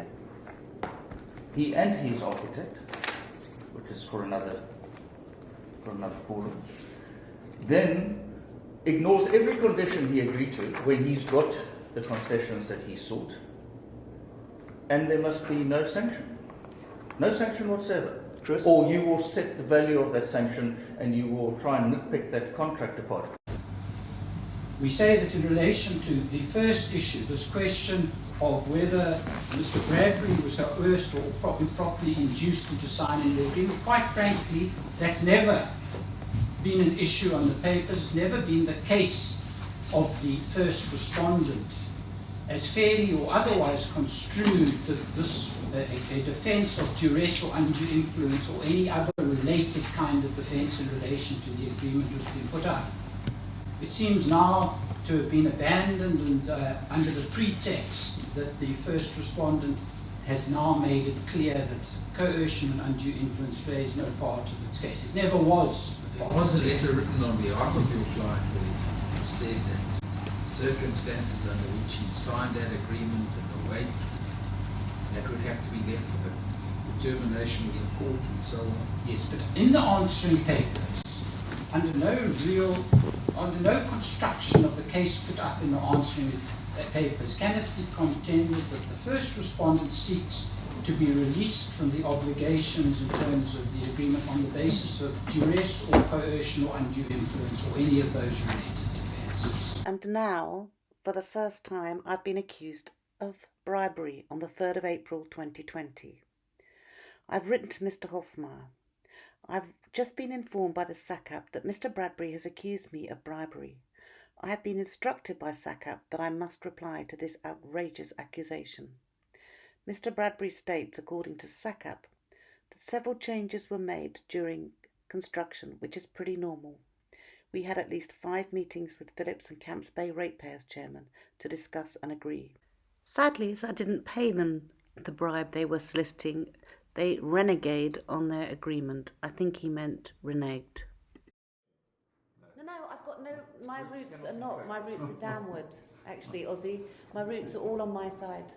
The roots are all on my side of the property. They're not encroaching when onto... they build it, they'll have to just safeguard those roots and the boundary wall. We'll need to have an... That's a common, that's a common problem. So that's there. Chrissy, where's your approved? The older sign plans? The old ones. There's a portion of wall that's just sitting there and nothing's happening. It's also a portion that would become part of the pool, but I wouldn't mind being able to close that up. And I asked Stephen, and he said no, I'll wait until everything is sorted out. But it would be reinstating it. I'll go ahead and keep it. Or, I mean, I just want to... I'm saying it's all because right now we're actually in a situation where there is a cease works order that's in place, but yet there's certain constructions that are taking place. We don't know what those are exactly. We don't really want to have to police this every single... Because do you remember we asked for a method statement? You said we were going to get a method statement. We wanted a method statement. We never got that. And we haven't got it, so we don't know what's going on. I think for that we need to know where we're going. So we need to get a method statement. Okay, that's what you said. Okay, Okay, that's what happened. We need to know where we're going. I think the short answer is let's resolve this before we got anything. Okay. Because if you... Well, I've been waiting about a month. It's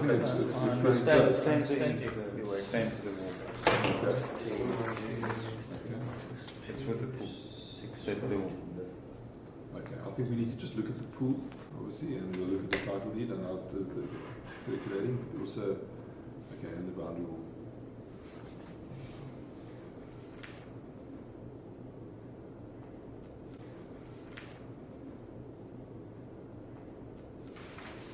How was this going to be supported? For the matter of interest. It was at sketch plan stage. The engineer needed to set aside how we could support it. So why don't we We're all aware of those things that we all get it when we start university and the buildings. About the architect, the builder, the engineer and all those. Because if you have to go back to that, I don't think you can build it, to be quite honest. Your engineer's been pretty resourceful in getting what you've got up there. Give him very credit for that, and I'll even give Mr. Beresford here credit for some very good concrete work. But that, on reflection, if it's a solid slab. Does it have to be a slab? Can it not be other material? Or we could do it on steel. You see, you've got a small awning coming on the side, and then suddenly you have this 4 meter or something. Which is the beam that floats around? It's not a beam, it's a slab.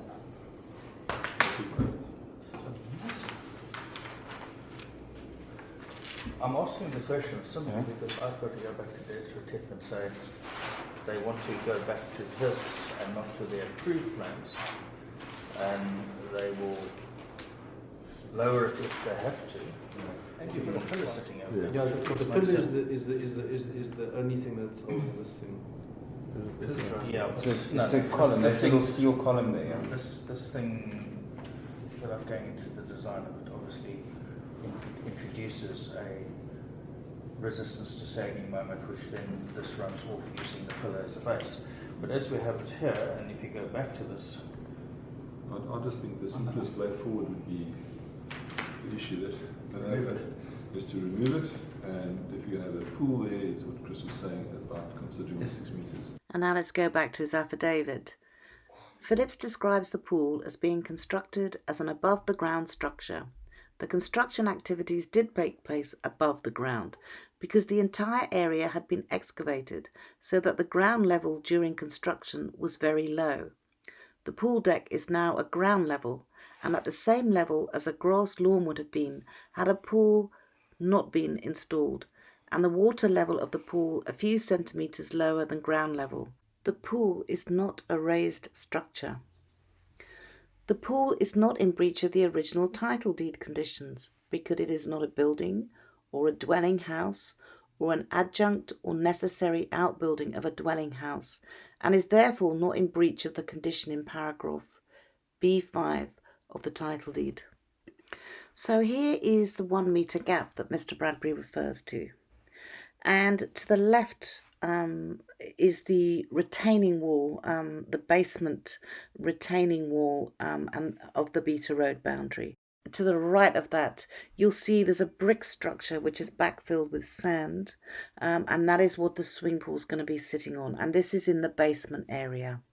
And I've circled the brick retaining wall at the bottom and the Beta Road to the left, and I've titled the backfilled structure that the swimming pool sits on to the right.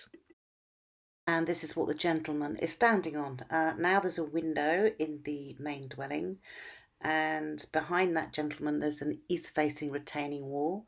The reinforcing bars are there waiting for the pour, and to the left of that wall, Beta Road boundary wall, which has the reinforcing bars covered by the shade cloth, waiting for its concrete pour. And in front of that gentleman is another west-facing retaining wall for the swimming pool, the west side. And these are, again, reinforcing bars waiting for the concrete pour. And now I've put the November 2009 approved plan with the garage that was going to remain. Remember, there was no elevation for this garage drawn by the architect.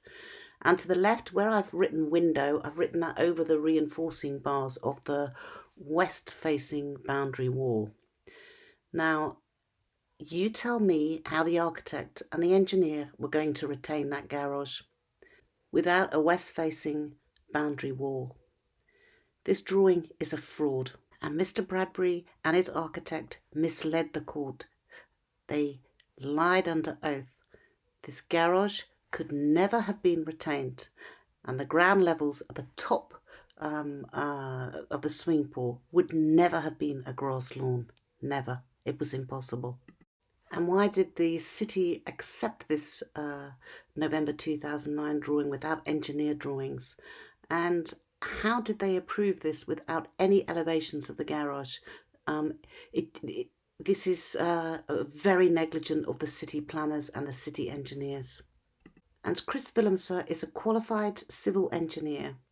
Why did he not notice this when he was negotiating, signing the agreement on behalf of the parties who relied on him to protect their property rights? To the right a picture, I've put the east brick retaining wall circled in red, looking towards Victoria Road.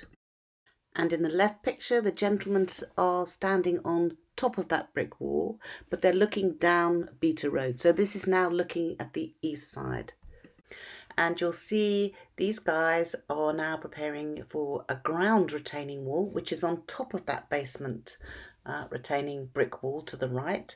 And on top of that brick-filled base structure for the swimming pool.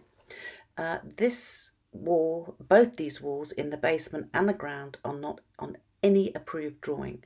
And to the right you'll see the Beta Road boundary, which is on an approved drawing, but it's not built to the approved drawing because only one small section of it is on the 2012 approved drawing.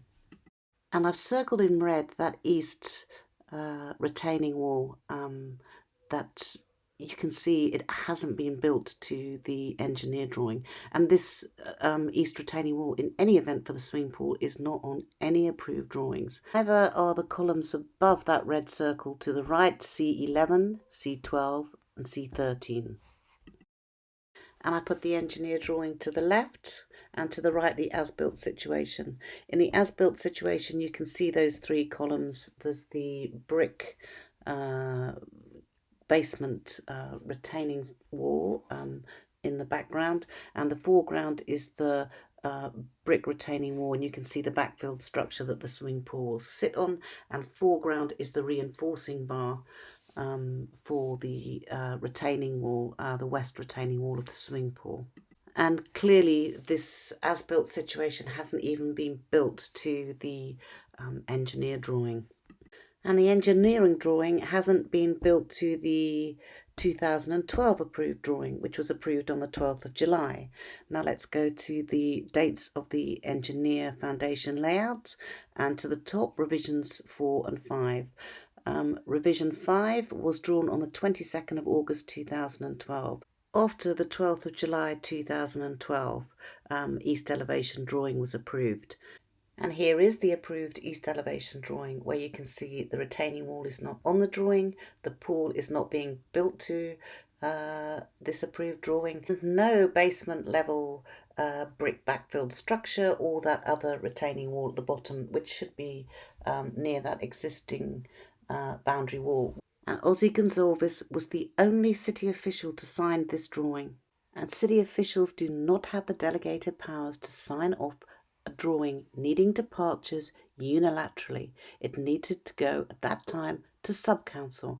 I wrote to my DA councillor Margaret Hayward, as I knew that we were being lied to and that the departures, I didn't know how to prove it, that was the problem, but I knew the departures were illegal. And I desperately needed help. She informed me that they were in recess, but I wrote to her, hi Margaret, just to let you know that the plans for my neighbours are going to the BCO and will not go in front of the subcommittee. I meant sub-council, but I'm a layman, I didn't know the correct term. Please can you look at Chris's letter and suggest what we should do? Thank you and kind regards. She then wrote to the sub-council chair, Taki Amira, and he replied, hi Marga, without going into the merits of the application as it may prejudice me in any future hearing. The BCO, Building Control Officer, in this instance is Jaco Theron. The district manager is Ozzy Gonzalez. It would seem from his comment that there has been a plan which needs to go to the BCO to check compliance with, I suppose, building regs. If it is a rider plan, PEPCP in 2010 resolved to say that where an application has been received, which later requires a rider plan, the rider plan needs to be re-advertised to those who were informed in the first plan. In this case, I suppose this would be the next step. However, I am concerned in some instances this does not happen, and officials find any reason to obviate the need to send matters to sub-council so they can rely on delegated authority. Give Ozzy a buzz. And I was waiting to go to sub-council with the plans when I got a letter from Coral Hofmeyer telling me that the plans had already been approved. That was it. There was nothing I could do. I had to go to court. But I couldn't go to court. I didn't have any agreement drawings. I didn't have a signed agreement drawing. I was out of my depth. I didn't know what I was doing, but I knew what was going on was wrong. And without my knowledge, Ozzy Gonzalez had unilaterally approved the drawings. To the left is his signature, and to the right they were approved by Marius Lawrence, the BCO, and head of BDM, Jaco Theron. We never stood a chance. And these relied on height departure, a scenic drive departure, and a road widening line that were obtained by fraud. And there is no application form on record for the 2012 approved plan. Here is the application form which was received by PBDM on the 5th of June 2012. There is no building plan number written on this application form, but it is stamped the 5th of June 2012. This is suspicious. It says, description of building work, rider plan, addition of garage, swimming pool, and repositioning of upstairs wall. That's it. There's nothing else. There's nothing about the reinforced concrete retaining walls in the basement garden, and there's nothing about any surrounding boundary walls, nothing about the change of facade, nothing about building into the abutting properties or knocking down the Victoria and Beta Road boundary walls. And this is confirmed again because the boxes wall height and wall length are not filled in. And 99% of the November 2009 will go on to be the approved 2012 drawing, because most of these illegal works had been built anyway.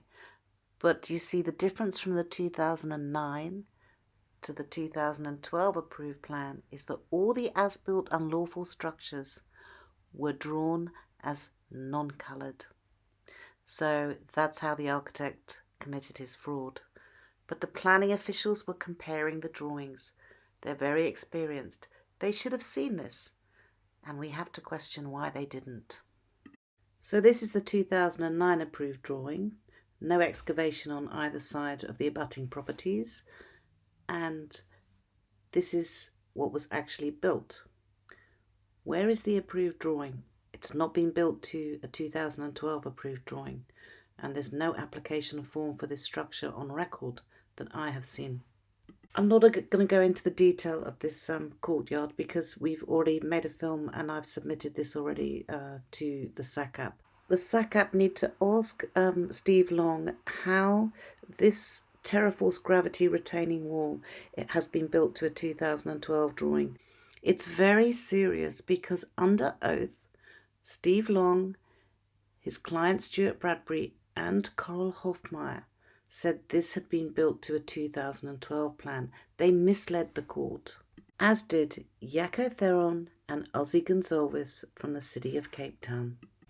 On the 13th of September 2012, I sent an email to Peter Henschel-Howard, Stephen Wilkinson and Ozzy Gonzalez, stating, for the record, the pool area in the photograph below has never been on any plan that Chris Willemser and the neighbours have seen.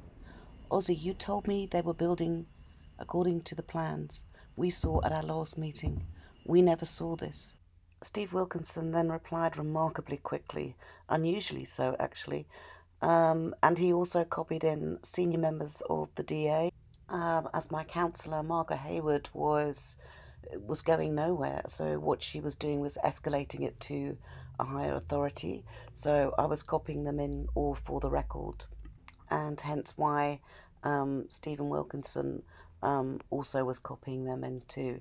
So not only was he misleading me, the affected parties, but he was also misleading senior DA officials, as was Ozzy Gonzalez and engineer Peter Henschel-Howard. I did not know at the time, but that hole in the wall was actually a window that was a viewpoint into the swimming pool from the basement. Steve Long was actually building this 3D model, not the 2012 drawings. And if you look at the swimming pool, you can see the window drawn onto this 3D model. And now look at this 3D model, top right of picture, and you'll see the Terraforce gravity retaining wall 3D model. I'm going to put the same 015562013 gas storage area approval to the right and the as-built to the left. What makes this very alarming is that the city approved this when they'd received my founding application to set the 2012 plans aside. That's criminal. And let's rewind back to a year ago before the approval of these plans. So the unlawful building practices and the unlawful not building to an approved plan was then reported by Kayleen Cook, where she informed me in an email on the 19th of September, Dear Miss Phillips, thank you for your email, the contents of which have been noted. Your concerns have been forwarded to Cheryl Waters, Director of Planning and Building Development Management, for investigation. I was told by my counsellor to wait until this investigation came to fruition and that she would continue to keep an eye on the project. After months of delays, I finally got an answer in terms of notice of decision in terms of Section 25 of the Promotion of Access to Information Act. Primarily, I wanted to find where our agreement drawings were, because the only signed drawings were at the city, but they disappeared. Bullet point 15. What was the result of Cheryl Waters' inquiry? Answer. Please state which inquiry. There was only one. How can you deal with people like this? So I then wrote to Cheryl Waters and I wrote to the other officials, please give me the results of the inquiry. Nothing. They stonewall. They just ignore you. And unbelievably, all of these answers were coming from Ozzy Gonsalves. Now, go figure. Why is he answering questions when he was the sole, delegated authority and had actually been involved in a fraud? Oh, and this one's funny. Bullet point 14. I ask, why was retrospective planning allowed for Earth 58 when all along it was the intention of the planning department to outlaw such practice? Their answer, there was no retrospective planning done. Minor deviations from approved plans are quite common, which require the building inspector to issue a notice that plans are submitted within a time frame. In most cases, the unauthorised building work is prevented from continuing until, as permitted in terms of planning and building legislation, a plan is submitted and approval prior to the building inspector allowing the building work to continue. Absolute hogwash. The only cease works order he put was on the roof. I reported it. I reported all the illegal works. He didn't stop anything. They were building to a 3D model that's still not on an approved plan. How can you answer them? They hold all the power. They won't let me on the building site. They're insisting it's built to an approved plan. It just beggars belief. Here are the original boundary walls of Victoria Road and the gate entrance before demolition. And to the left is the Earth 54 garage and boundary wall, which is sort of like the grey colour there. And you can see that the Earth 58 had an eave that sloped down and a second outbuilding that was attached to the Earth 54 garage. To supplement the National Building Regulations, the City of Cape Town also have a boundary walls and fences policy dated January 2009, and they're very strict about boundary walls here. And I'm not going to go through all the details because I'm not going to tell SACAP to suck eggs, but needless to say that Mr. Bradbury didn't adhere to any of these regulations and policies. The Victoria Road boundary walls of Mr. Bradbury's property also had to adhere to the scenic drive, fencing, railings, gates, and similar structures. He ignored because he didn't bother even applying for planning approval. But needless to say, these boundary walls he demolished and rebuilt are unlawful. Now here is the Earth 58 site plan drawn by Vroom and Associates. So this site drawing was approved by PBDM for the November 2009 drawings, which already had the 5-metre road widening line approval.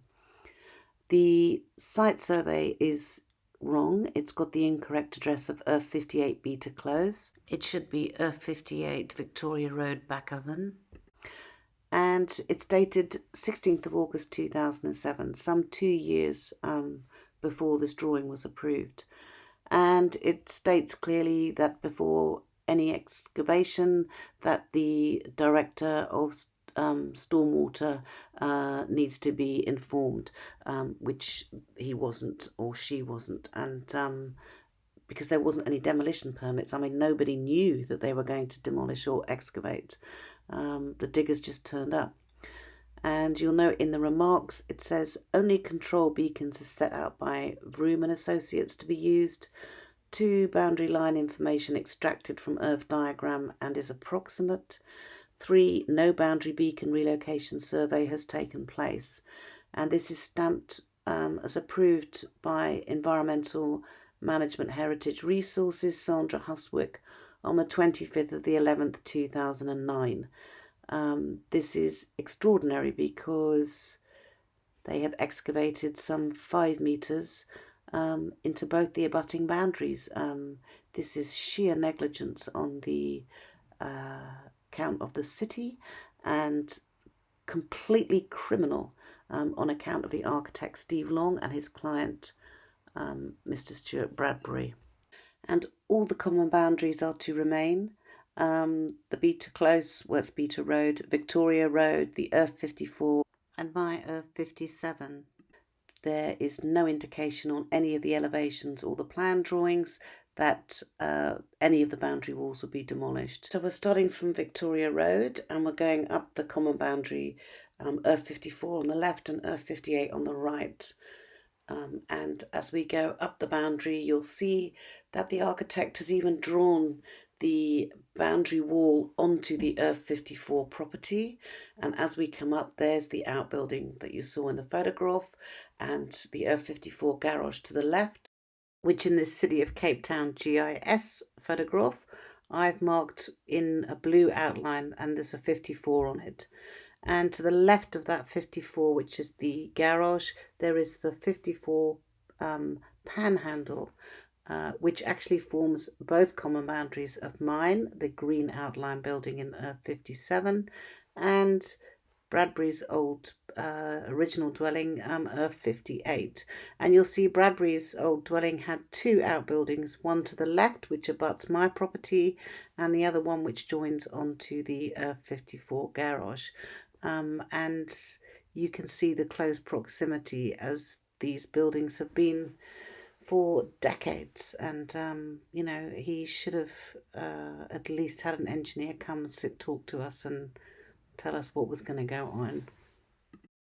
Now we continue along the site survey where the new dwelling footprint is, and we're still going along the Earth 54 boundary, and now we're coming up to another outbuilding, the second outbuilding I showed you in that photograph, which formed the common boundary between myself, Earth 57, and the Earth 54 and 58.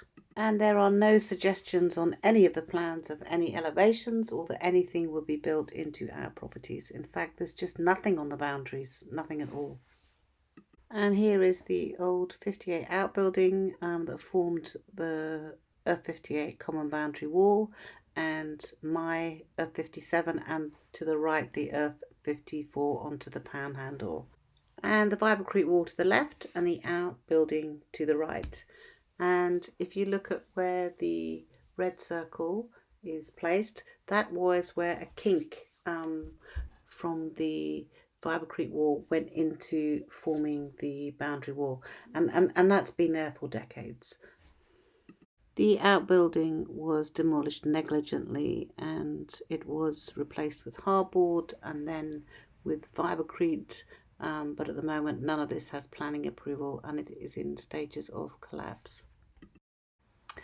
Mr. Bradbury never did a survey of the Earth 54 boundary wall or made the Earth 54 owner or myself aware that there was going to be 5-meter excavations, and we never saw a drawing from a surveyor, and we never signed any retaining wall drawings. Well, these visuals speak for themselves really, and this is the architect Steve Long and Mr. Bradbury, you know, with impunity digging underneath and into the neighbour's building line, and it's extraordinary the building inspector didn't stop the project then. So I've marked the new boundary walls 1, 2, 3 with abutting Earth 54. You can see the garage there and the 5-meter basement that's been built into the Earth 54 by up to some 3 meters is marked with that arrow.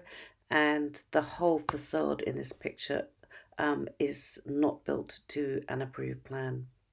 And the completed facade as built in February 2012, which is not built to the 2009 approval or the 12th of July 2012 approval, but however it is built to the 3D models drawn by the architect on the right hand side of picture.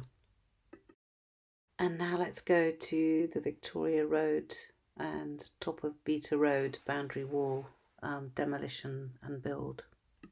These boundary walls were demolished without any permits, without any application to City Solid Waste as per the bylaw, and these bricks contained asbestos, so not only were they poisoning the air, affecting workers and innocent bystanders, but they were also dumped unlawfully, and one has to question how they got an occupancy certificate without the correct weighbridge certificates.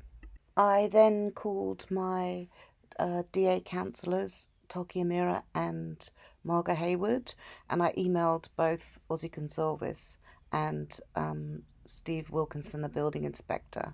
So I was filming everything and taking pictures for the record. As I was doing this, Rashid, the foreman, approached me, and this is what happened. Say apologize for you. I was going to come in the morning, tell you we're going to take the wall down and the truck will be here and the machine will get to load it up. Can you wet it down for us? My house is shaking. Windows are shaking. You understand? So when he comes again, those two huge... Where's Rashid? Where is Rashid? They must go and park up there. I'm going to use this drawing, which was a drawing submitted to the city for Mr. Bradbury's unlawful gas installation, which has been built centimetres away from the common vibrecrete fence boundary. I won't go into great detail because I've given the engineer reports to the SACAP. Look at the little red box there, and you'll see that that red box, which is the proposed new gas storage area, that is being submitted in September 2013, but this was in actual fact built, already finished in July 2013. And I've circled this gas storage area base in red, as it was when it was being installed in July 2013, with the storage box being completed on the same day. And the completion certificate of conformity was given on the 18th of July 2013. And as you can see, the certificate of conformity was given for a cylinder storage cage, of which this is not. So I've put the 3D model drawn by Steve Long with his unprecedented level of accuracy to the left, and a photograph which I tried to find, which basically had the same kind of like visual representation as the 3D model to the right hand side. And you'll see immediately that the gas storage area is much lower than the 3D model. And this is how the garage roof, the planters, and there were also more unlawful planters to the right, and this is how it looked when I launched my High Court application to set the 2012 drawings aside in terms of the agreement. I didn't have a clue that that box down there, underneath the planters was a gas storage area. We'd never discussed a gas storage area. And then, to my astonishment, after I launched my application, I woke up one day to see that steel structures had been placed into the planters and they were being covered in fake hedging.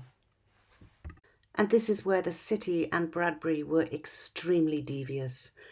They never had these on the garage roof when I launched my application. And Mr. Bradbury's affidavit to the High Court, paragraph 312, there is in addition a balustrade separating the deck and the garage roof, which physically blocks access to the garage roof. Yeah, sure it does. It's constantly being walked on by the gardeners, the contractors, the guests, and, they look into my downstairs bedroom. And living with a constant fear that these gas bottles might explode, and the workers constantly walking up and down these TerraForce gravity retaining wall steps without approval. It's not acceptable. Now let's go to the 2012 approved drawing, which was approved on the 12th of July 2012 and preceded the gas storage area drawing that we've just been talking about. And you'll notice there's a 1 metre high 20mm safety glass balustrade to be installed by specialist. Now this goes on the outside of the planter and along that large gabion. You'll see that somebody's written 10 steps down to in pencil, but just ignore that for now. And so there should be a balustrade. This is for health and safety reasons, to protect somebody from falling, as it's quite a drop from the top of the gabion and the top of that garage roof. And remember, at this time there was no planter on the roof when it was approved. So now I've put that photograph to the right with that gentleman crouching on the gas storage area. You can see there are no balustrades at all around the garage roof or that gabion to the right hand side, bottom of picture. So one has to question why the building inspector, Stephen Wilkinson, issued a occupancy certificate without these safety rails as per the approved plan. And it also shows clear evasion of the scheme, the zoning scheme by Mr. Bradbury, as he intends clearly to use this garage roof as an access from the basement to the ground floor roof of the garage and across into the swimming pool. And if we refer back to the 3D drawing, you can clearly see the intention here, where there's no railings separating the dwelling from any of these areas. And 7 years later, this is how it stands today. Still no balustrade, and still unlawful. They must comply with the plan, you know. And that's what we've said to him, and that's the message I sat with him and Peter and Shahar this morning. Yeah. Went through the stuff, and that's where we are. And Dave Saunders, when did he come on the scene, if I may ask? Dave Saunders, when did he come? Yeah, when was he appointed by Bradbury? I think last week. Yeah. You know, he's quite recent. He phoned me up and earlier this week, and we had to arrange a meeting this morning to just go through the plans and what the issues are. And as well as those little, you know, the planter upstairs, you know, with a little return, all those things have been, you know, he's been told to remove, as well as the issues about the raising of floor, raising of ground, as Chris set out in his letter. So basically, it's safe to say that whatever we objected to in terms of our submission is what the city has now told him he has to comply with.